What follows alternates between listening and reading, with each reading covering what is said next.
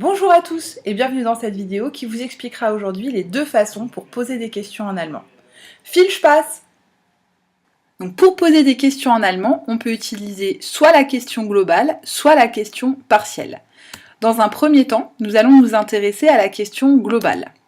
Alors comment est-ce qu'on forme cette question globale? C'est pas très compliqué. On met le verbe en première position, qui est suivi du sujet, et des éventuels compléments. Donc je vous ai mis quelques exemples. Wohnt Angela Merkel in Berlin? Est-ce que Angela Merkel habite à Berlin?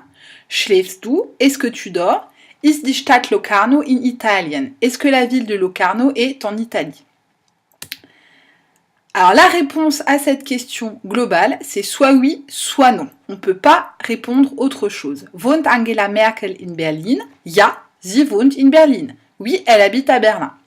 Ist die Stadt Locarno in Italien? Nein, Locarno ist in der Schweiz. Bah non, Locarno, la ville de Locarno, en fait, c'est en Suisse.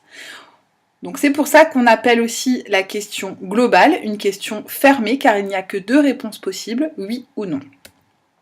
Alors c'est l'inverse de la question appelée dite question partielle.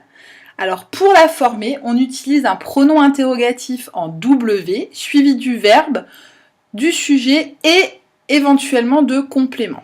Alors je vous ai également mis quelques exemples. Wer ist der Bundespräsident Deutschlands? Qui est le président de l'Allemagne?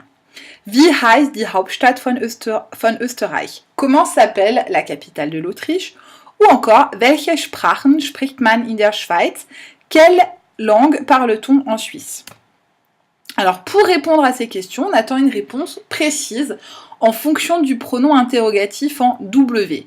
Wer ist der Bundespräsident Deutschlands? Donc wer, ça veut dire qui, donc on attend l'identité du président. Der Bundespräsident ist Frank-Walter Steinmeier. Wie heißt die Hauptstadt von Österreich? Comment s'appelle la capitale de l'Autriche? Donc comment, on attend le nom de la capitale. Wien. Es ist Wien. Ou encore, welche Sprachen spricht man in der Schweiz? Quelle langue parle-t-on en Suisse? On attend en fait la totalité des langues qu'on parle en Suisse. Die Schweizer sprechen Deutsch, Französisch, Italienisch und Rätoromanisch. Donc, les Suisses parlent 4 langues, l'allemand, le français, l'italien et le rétoromain. Ces questions partielles sont également appelées questions ouvertes car il y a une multitude de réponses possibles. Cette vidéo arrive à sa fin, je vous propose de recopier la trace écrite suivante dans votre cahier et de mettre la vidéo sur pause. Donc elle reprend les règles ainsi que quelques exemples. Vous pouvez bien entendu choisir d'autres exemples si vous préférez.